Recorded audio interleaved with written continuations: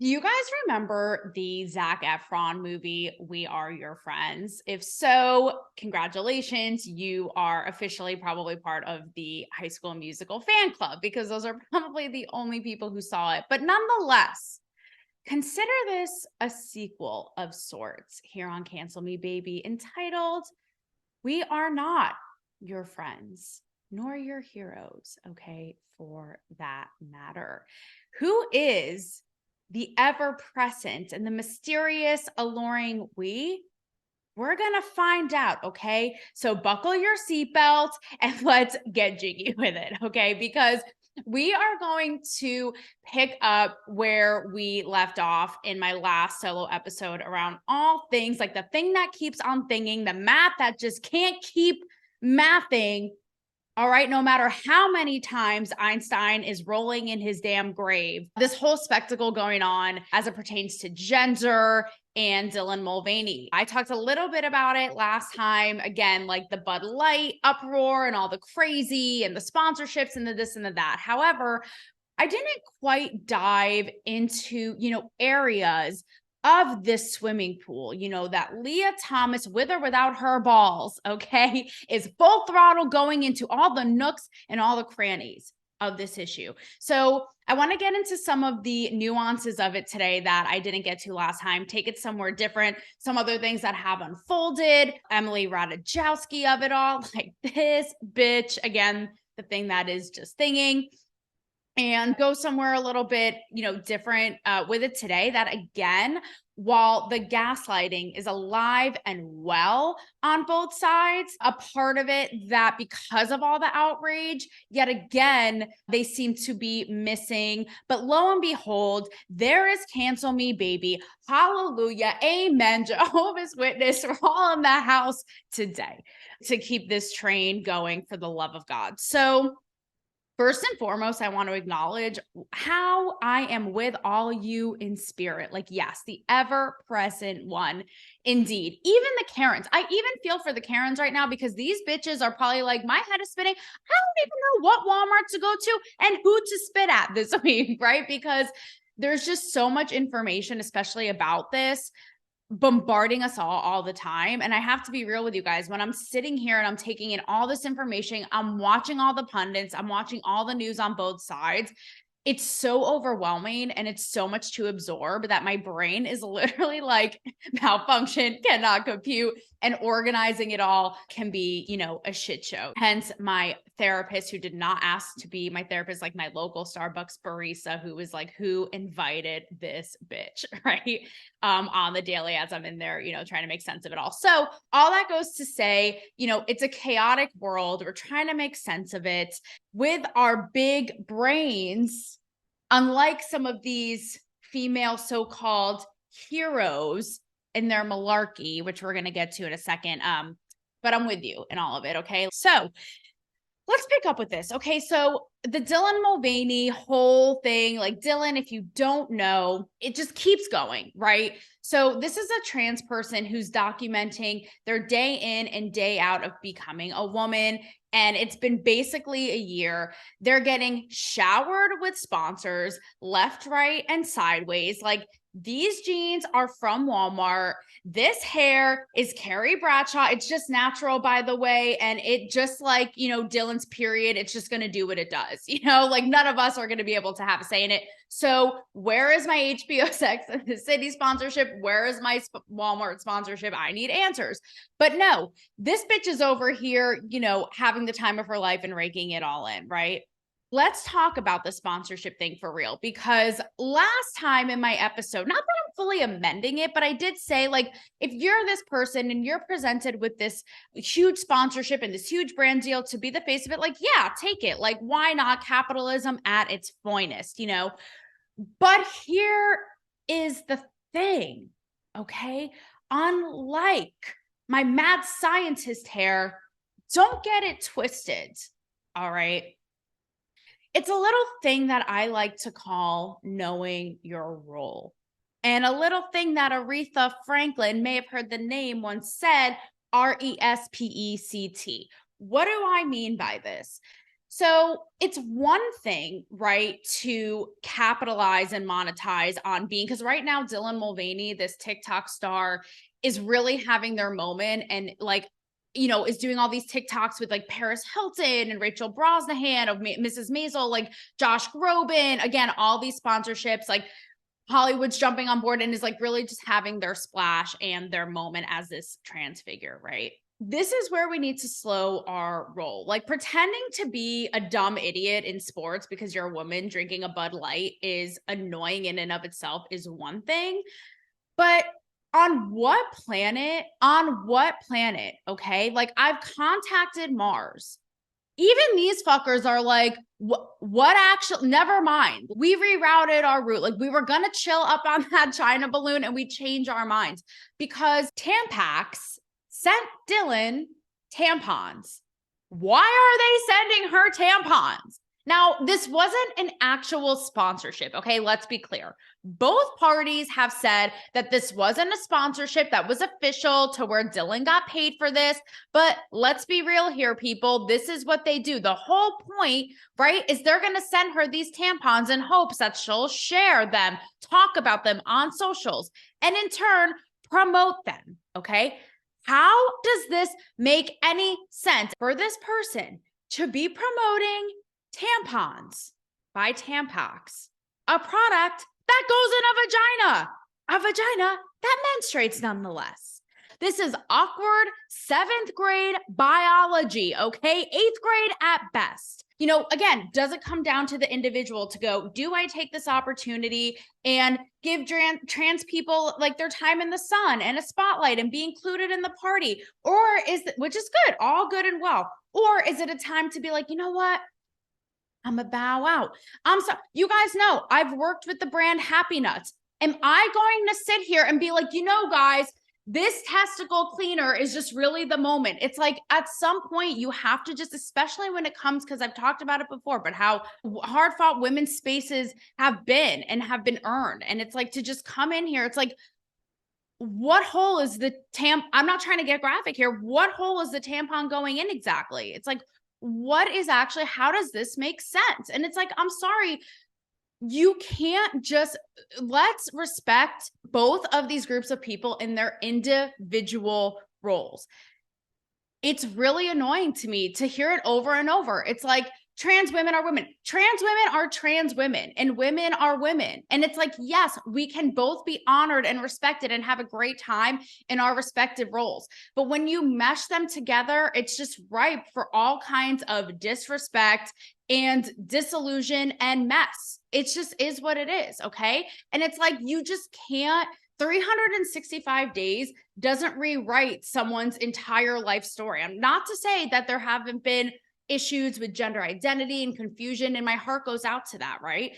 But again, like Dylan Mulvaney, like myself, wasn't humiliated in the 6th grade cafeteria when my best friend at the time decided to go to the guys' table and tell everyone that Taylor had her period, okay? Still traumatized to this day. No, but seriously, like that yellow school bus would never have been the same from the hex and spirits I put on it that day in pure vengeance. But nothing can instill that. Nothing can put that in all of a sudden. And that's what's so annoying about it. Same thing with the Nike sponsorship. In what world does it make sense to have this person, right, who may have done the therapy and surgeries and pills and hormones and things like this, but literally doesn't even have breasts to sell us sports bras? Name the reason. Like, it actually doesn't make sense. Again, you know what? Back to, again, this is probably before 6th grade, but this is more of a happy story. But I don't know, where was I? Maybe it was around 6th grade. Like I always had these titties, right? And I remember at the time, like it was right when it was like the bee sting era and they were starting to come out. And when you first started having boobs, it was actually really awkward and everyone looked at you and like, you may have had some acne and like the hormones and the puberty were just popping, right? But it looked like people were looking at it as if it were Area 51. Like they were like, what is actually going on here? And it made you feel really uncomfortable. And I remember at sleepovers, I would make shit up. The girls would be like, how do you have those boobs? And I'd be like, you raise your arm over like this and you do these. I would pull shit out of my ass, right? Probably where Dylan Mulvaney is putting her tampons.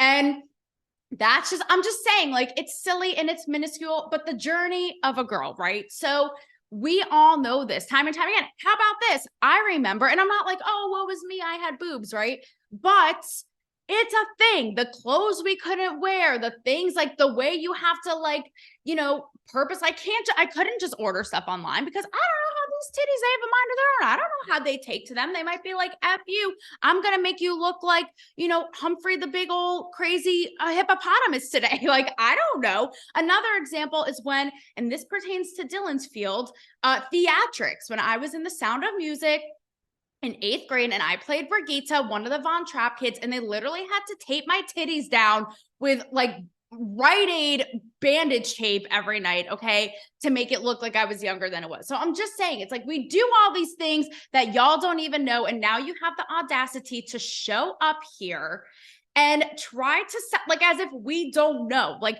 try to sell us merchandise and apparel to hold our own titties, in sports, on the Sound of Music stage, wherever it may be. And this is where it's like, it's a lose-lose, because I could see, again, well, this is where I think it does come down to the individual to be like, maybe I shouldn't disrespect the entire history of women and like carve a different path for trans women, right? And again, know my role. But this is, again, where the brands and the sponsors are numbnuts because they're so desperate to be woken to include everybody that they jump on this shit just for the sake of doing it. And they don't think about that. It's like, and I get it. They're terrified for their lives because if they don't, they'll have picketing from crazy woke people outside on their porch. It's like they can't even have their lemonade in peace that day. And I get it. But, everybody needs to chill the fuck out and really all know your roles. So that's that on the sponsorship aspect. Okay. I will never put a tampon in the same way. Let's just say that. All right. Also, I took a look at Dylan's TikTok because I was like, let me see what the uproar is all about. And the thing that is so obnoxious, it's what I say about TikTok in general all the time, just on steroids. Number one, it's a complete and utter caricature, right? This is not an attack on her decision to become a woman, which I'm going to get to in a minute, or even go or partake on this journey. Like, all the more power to you, right? But it's what it represents that it's like, we need to take a second look at what is our trans female hero right now. Okay. First of all, I couldn't even stomach more than 5 of them. It's what my complaint is about this app embodied in a one. It's smoke, it's mirrors, it's gimmicks and tricks and flashy, shameless, attention-seeking nonsense is what it is. And it actually, sadly, rebuttals everything that this is supposed to be about, which is authenticity and heart and being real, right? And human and genuine. It's not that. This is the problem with all of this. It makes especially kids narcissistic, empty, and trying to one up one another all the time. But it's all of this stereotypical ditzy airhead cliche of what a woman is. A lot of like the pink and jumping around and the giggling and the laughing and literally acting like a child. It is a straight up, I think, slap in the face. Is this who you want your hero to be? Not me. And this isn't the same climate where it's like, oh, a woman is not really, shouldn't be respected or isn't really a woman because she's showing her body and this and that. No, a woman showing her body isn't what makes her less of a woman or makes her less than. It's this shit. It's acting like women don't have 2 fucking brain cells to rub together, and it's obnoxious. There are plenty of trans women out there who would be much better role models, not only for the trans community, but for women too. Someone who's been speaking adamantly about this is Megyn Kelly. And Megyn Kelly has said, well, I don't quite land on the extremity of where she is now. She's like, now it's become so exploited and so weaponized. She is like, there are 2 sexes or 2 biological sexes. There are men, there are women, and one cannot become the other. If you take pills, if you put holes where your penis is, you're not suddenly a woman, right? And again, while I don't completely land on where she is with that, there are parts of that I could see are 100% valid. It's like, as it pertains to Dylan Mulvaney, it's like, okay, because like you shave your face, you parade around as a woman and wear a dress and talk in a high-pitched voice, you're suddenly a woman. That's not how this works. After only 365 days. So it's like, okay, we can acknowledge that it's a process, but no, like suddenly it's not just is what it is overnight and suddenly you're this. You couldn't possibly know the day to day. You have your own struggle. And that's not to say that a women's life is inherently a struggle, but you have your own respective struggle as a trans person. Okay. Stop lumping that in as if it's the same exact thing as a woman in your whole life entirety. And you're exactly a woman right now with everyone else, like standing on the shoulders of all the other women who've lived it from day one. Like, stop it. Okay. It's nonsense. And this is what makes people crazy. When you start to gaslight and start to be like, well, no, they actually were a woman this whole time, or no, like biological sex isn't real. And it makes complete and total sense for someone who is a biological man with their DNA and their makeup and their body mass and stamina and their bone structure to compete physically with a woman and act like you're crazy for thinking that's crazy. It's gaslighting. And you guys, by ignoring all of this, are not helping. You're making people more angry, more uptight, more averse to this. Tommy Lauren, abrasive, other conservative, she said the other day, we conservatives are now holding the torch as feminists to hold on to this. And like, I'm fine with that. I guess that's the role we're going to take. And it's like, right, where is like, could you imagine what kind of Alice in Wonderland upside down world is this? Like, maybe those people like the Emily Ratajkowskis who need to take a hard look in the mirror, because it's not making sense. It's not adding up, and it's going to make people more angry, more averse, instead of acknowledging what really is. Like, create a space for trans athletes to compete. That makes sense. And I'm really revisiting the whole Riley Gaines thing. I have to tell you, because she's been in the press again, talking about being attacked at a San Francisco school. And I thought about what she said on my show and her experience literally as a woman, the grit that it takes to make, not even as a woman, for anyone, it's really hard to make your dream come true, right? But as a female athlete, I'm not an athlete. I mean, don't let the guns deceive you, but I can relate. She talks about like the sacrifice and the training day after day. Your friends are out partying and you're there pushing and grinding and being dedicated and committed to push yourself and reach your goal and your dream. And here she is in a swimming pool with the NCAA, ties with Leah Thomas, and the trophies given to Leah Thomas. That's literally what the official said for a photo op. And Riley Gaines, who's worked toward this her whole life, has to go home with nothing. I rewatched it this morning. It literally made me tear up. Like, as a woman, I can relate to going after a dream so fiercely and so wholeheartedly, and the sacrifice and what it makes day after day. When, funny enough, we're in a society where we're rewarded for going after, the status quo, what's safe, the 9 to 5, the 401k, the picket white fence, the certainty, the health insurance and the benefits and the salary. And it's like, for someone going after their dream, whether it be athletics or whether it be, in my sphere, media, none of that is certain. You don't have any of that. It's all pulled out from under you. And you have to go day after day after day to fight and claw your way for it and give up everything in hopes that you'll get it. And then for that to be passed on a silver platter, because all of this identity politics that gaslight and don't make sense, it's ridiculous. Who should be our trans, or female heroes? Like, I know for me, sorry, it's not a Dylan Mulvaney who acts like a bimbo. That's not what women are, to me. Perhaps not like my hero per se, but I think there's a lot more admirable traits in someone like a Caitlyn Jenner, right? Who lived a long life as a man, did the transition as a woman, and even did her, remember the Vanity Fair iconic cover, like the whole thing. She certainly wasn't like, this modest wallflower about it by any means, but now has the common sense, ran for, is in politics, is well educated, whether you agree or not, and now is sticking to her guns, not in the pants, because I believe she had that shit chopped off, but sticking to her guns about, as someone who was a male and competed at the most elite level in the Olympics, how this isn't right. Say in an entertainment sense, like Laverne Cox in Orange is the New Black, which is hilarious because Dylan has a recent TikTok with Laverne, and Laverne is like shading the shit out of her. She's like, yeah, maybe not put everything a blow by blow on TikTok. And Dylan's like, oh, well, I said this. And Laverne's like, yeah, I know, I saw it. Like, you don't need to put everything out there. Even she's like, what is this bitch?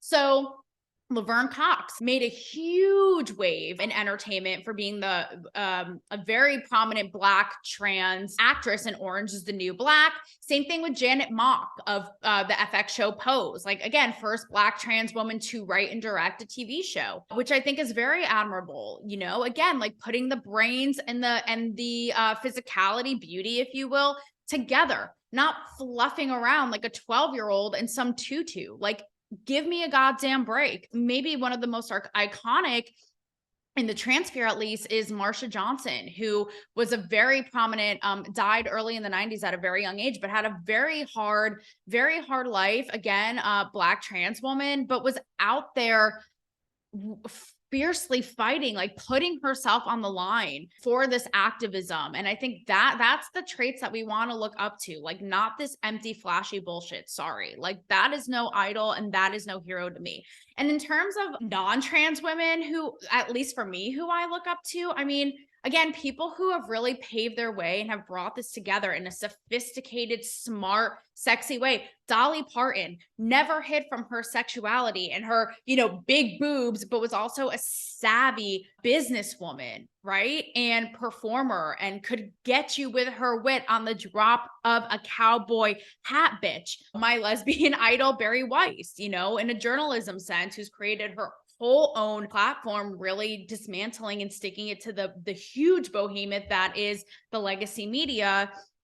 Even like as she gets her hate, Mindy Kaling, right? Mindy Kaling, again, a woman of color, was in the writer's room of The Office, like beat the men at their own game, and then just became this renegade in the media space, creating her own art and shows that would go on to really, you know, get so much attention and accolades. Like that is the kind of woman that we should look up to, period. No exceptions. You know, I didn't go for the usual, like the Gloria Steinems, the RBGs, like so on and so on. But like, you know, we went cancel me baby route and we went somewhere a little different with that one. Before I get to Emily Ratajkowski, I bring us back to the programming that is Magic Mind. Like you guys may see that my mind, I am on a little roll today and I owe it to Magic Mind. I am, if it hasn't been clear enough, I am so obsessed with this. Actually, funny enough, I talk about the struggle and the obstacle, yet the beauty of making your way and carving your path and bringing something to life that you believe in. And that's why I love Magic Mind so much, because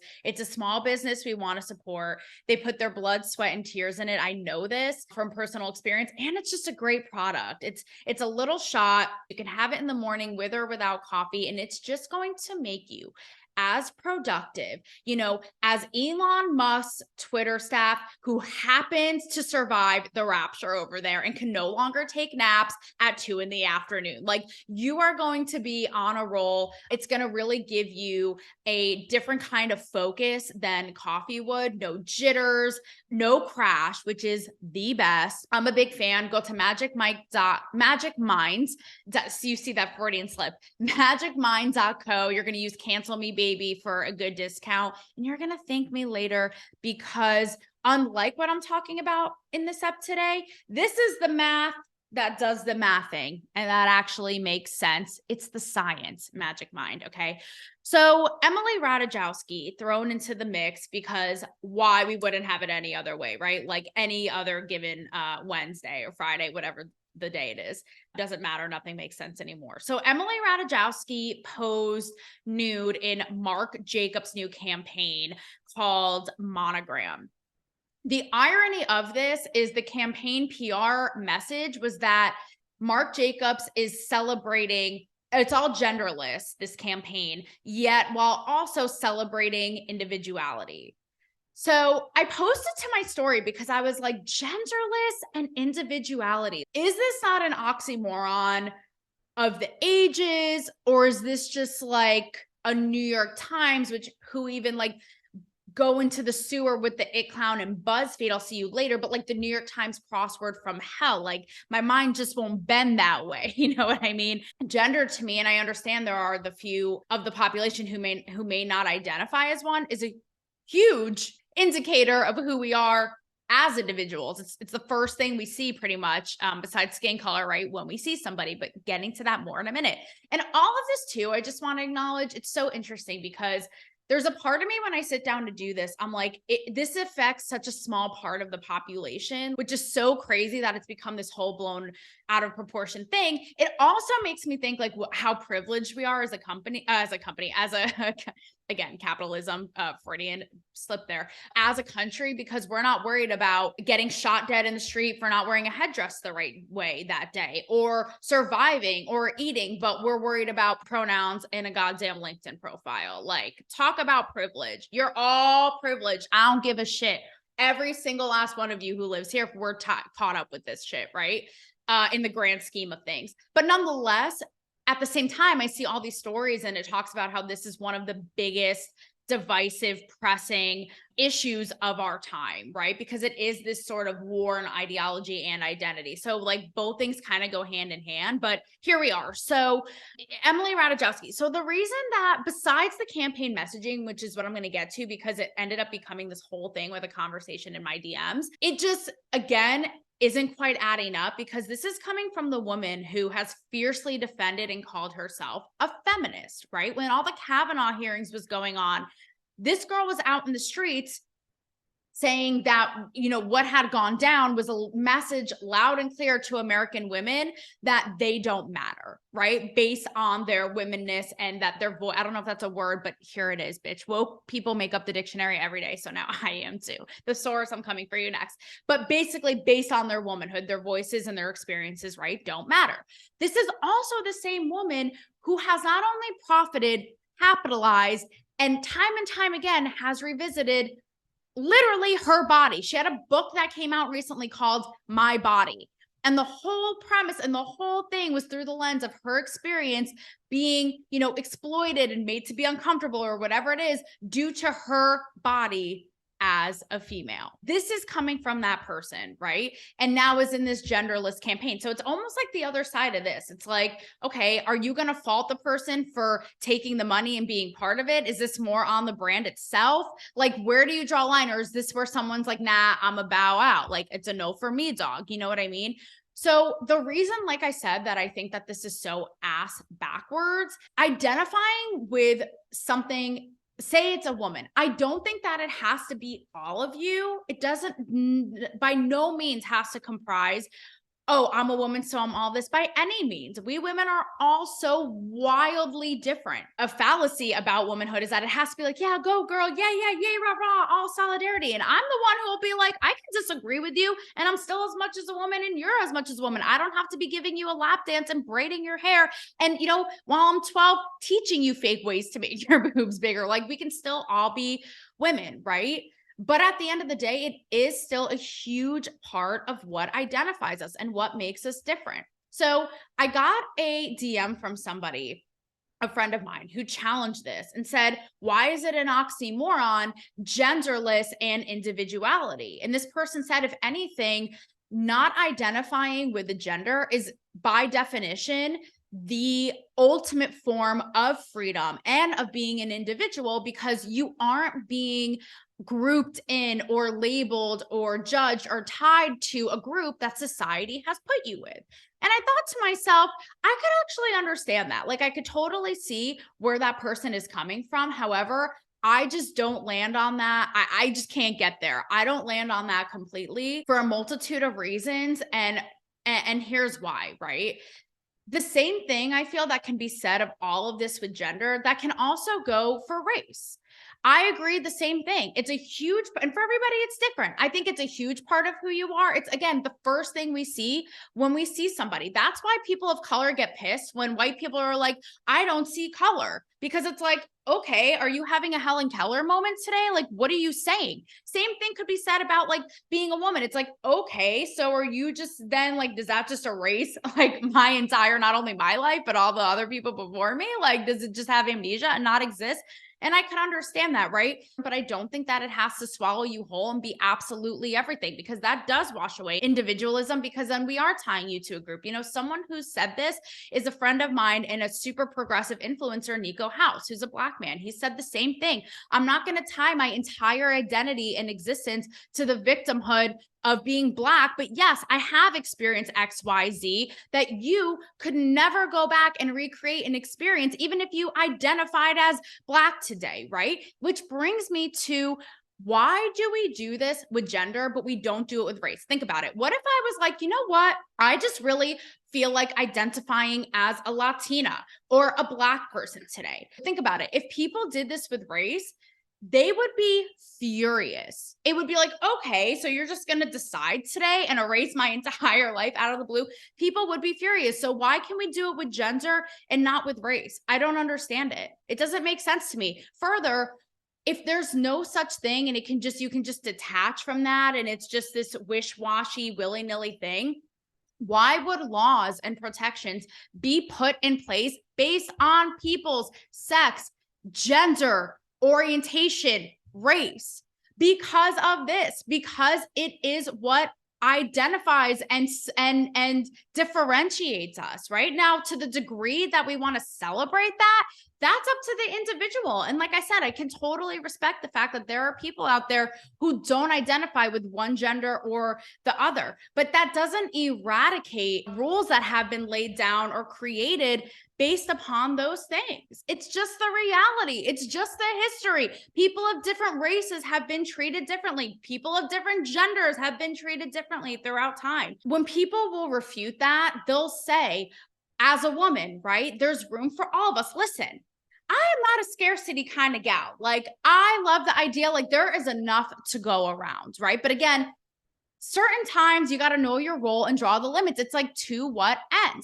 And I'm sorry, I call bullshit on that when people are like, oh, trans women coming into women's spaces and spheres doesn't step on us. There's room for all of us. There's enough, resources for all of us. It doesn't take away from me. Well, how do you explain that to someone like a Riley Gaines? The Biden administration, as we speak, is looking to revise Title IX, which is put in place to honor and give equity to women in sports. Basically, if a school had 10 swimming scholarships for men, they had to have the same for women, which did a huge lift raising up women in sports, right? Specifically collegiate level. Now they're trying to revise it to where basically, again, obsolete, eradicated, to where you can't discriminate based on someone's gender, AKA Leah Thomas doing swan dives, backflips, having a good old time. Right? So that's where I beg to differ. It's like, I'm sorry, it actually does make a difference. It makes a difference when you hear stories. Again, I'm not saying this happens all the time and could be the anomaly, but it makes a difference when you hear someone who's a male rapist transitions to a female, gets in a female prison and rapes women in there. I'm sorry, that's not okay. And this is where we need to acknowledge that, or the divide is going to keep getting bigger and people are going to keep getting hostile and pissed. Like, guys, it is the religion of common sense, okay? Not authoritarian Christianity, not unhinged, delusional, woke, common sense, right? So that's what brings me to this final point too. There's nothing inherently wrong at all with transitioning. I welcome it warmly. What's wrong is acting like none of this should exist and acting like you're in the wrong for even suggesting that people should be tied to a sex or a gender. Because why would somebody transition to begin with? Really sit and think about that. If none of that matters, if it's all obsolete, if it's all a societal construct, why would somebody go through the anguish and the journey and the ups and the downs and the pain and the joy of, doing the physical and the chemical and the surgeries and this and that of transitioning from one gender to another? Why would somebody do all that? If none of it is a thing or matters, why would somebody transition to begin with? Because gender is a thing. Again, I'm not saying it's the bottom line, the end all be all of what makes somebody who they are by any means. But if someone wants to be celebrated for that particular gender and live in that and be that, who are you to say that that's not, it doesn't make sense. Who are you to say that that shouldn't be a thing or that it's not a thing? Sometimes I think about this, like, why is there so much hostility around this conversation, right? And notice how, like, we never hear about biological women transitioning to men. It's always the other way around. And I had a conversation about this with someone the other day, and they said to me, in my experience, it's because who we're dealing with here is mostly biological men, right? Who could then transition to women. And think about it. Like, I'm not all for the toxic masculinity buzzword, but this is where it lives up to the hype and like reinforces it as a thing, because it's like, right, men yet again somehow find a way to be aggressive and angry and toxic, so to speak, right? And here we are, but like stomping out women yet again. It's like even the freaking trans men who are biological women can't even have a voice. Like, where are they in this conversation? But it's like, that's where there's so much hostility created around this. I think there's a really good point in that. It's like, don't poke the bear. Or, you know, the bear assigned male at birth. Don't you dare poke the bear, right? Because this is what you're going to get. And it just shines such a light on that. It's like, it's such bullshit. And my last point about this, all that comes with being a woman, you know, another conversation that's going on right now, right, is like Lizzo and the body standard. And she came out with a whole thing being like, I am the beauty standard, right?